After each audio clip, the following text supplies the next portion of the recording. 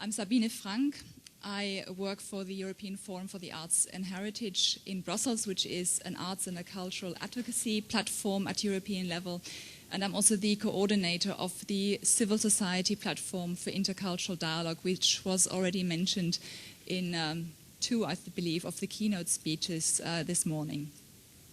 I think this debate we're having here is already getting really interesting because we got right into this question of what actually is intercultural dialogue. What do we mean by it? Who do we address? Who do we address? What kind of problems do we address? And what tools do we use? But we have to remind ourselves of the purpose of this workshop and of this forum. We're supposed to make an input to the EU communication on culture, which has some very concrete proposals. This is supposed to be the prototype, if you like, stakeholder forum. We're here to influence the policy which is going to be made at European level. And we're called upon to organize ourselves as civil society actors and to somehow streamline the input that we want to make. And in this particular workshop, we are called upon to streamline our input on the topic of intercultural dialogue. And the discussion on what intercultural dialogue actually means already exemplifies the problems that we are facing. What I'd like to do is I'd like to say a bit about the Civil Society Platform for Intercultural Dialogue, because it is, in fact, already an attempt, it is an initiative to have a go at this unifying voices, streamlining voices, channeling voices towards the political realm, towards political decision makers. The platform is an initiative of two cultural organizations, the European Cultural Foundation and IFA, the European Forum for the Arts and Heritage. It was intended as a complement to the Year of Intercultural Dialogue. It's intended as a civil society complement to a public policy initiative. And the intention certainly is to give this, to make sure that a year, which is more or less an emblematic action, can actually have a legacy, because it will be civil society actors which will take up political impulses and actually help realize them on the ground. Why the initiative from two cultural organizations? Obviously, we are carried by the belief that the arts have a particular role to play, that they have particular tools to offer for intercultural dialogue.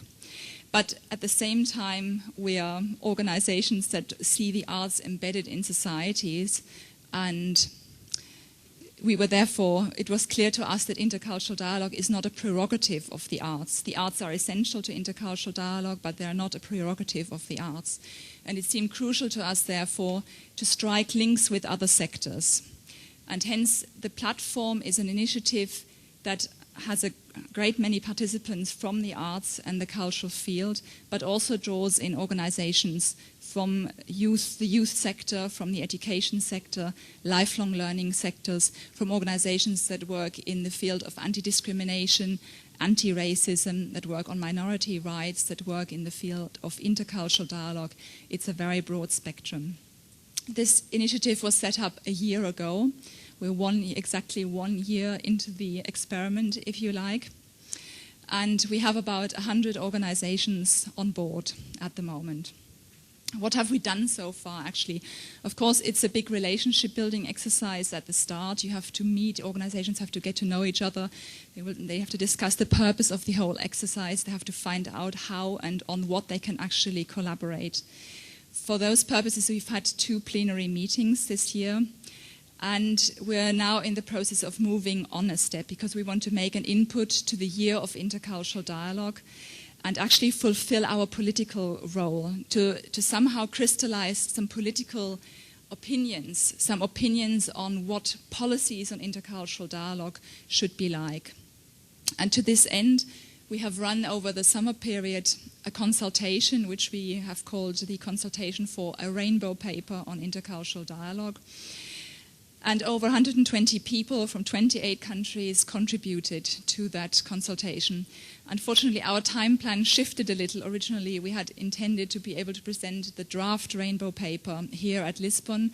We're not there yet, but I have some preliminary conclusions of the exercise, which I would like to present, probably not now because we're heading for lunch, but later on, which have some proposals in how to approach the topic, how to break it down, and possibly on what unique contribution and statements about the topic we can make as civil society organizations, and what expectations we can formulate about the interaction of political actors and civic actors. I'll leave it at that for now.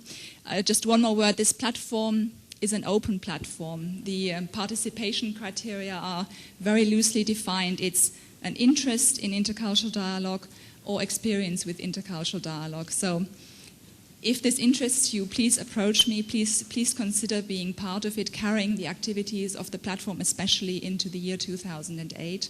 I also have some written material, information material available if you're interested. Thank you for now.